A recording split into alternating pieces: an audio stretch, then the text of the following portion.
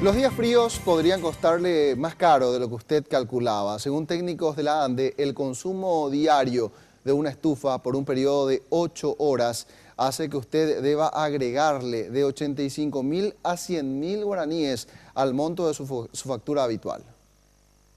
El ingeniero Oscar Nicolás Rojas, jefe de atención al cliente de la ANDE, señaló que la estufa eléctrica podría facturar mensualmente un promedio de 85.000 a 100.000 guaraníes. Esto si se utiliza durante 9 horas todos los días. Son elementos que se pueden usar, por eso se venden. Ahora, siempre es importante usarlo de forma segura, no estar cerca de materiales consumibles, que los conectores estén en condiciones y no compartir los tomas corriente con otros electrodomésticos, no usar enchufes múltiples con ellos. Además, advirtió que la práctica común de secar las ropas en la parrilla de las heladeras puede generar fuertes descargas eléctricas en las personas que incluso pueden ser mortales. Desde el punto de vista de seguridad no es recomendable. Desde el punto de vista de la eficiencia y funciona. Básicamente hace el trabajo, pero no está destinado para eso el elemento.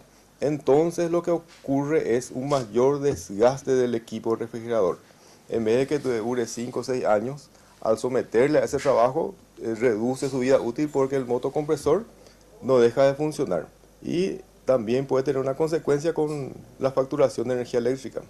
O sea que eso no va a pasar desapercibido en la factura del mes. Que uno le someta a ese trabajo va a hacer que también facture más.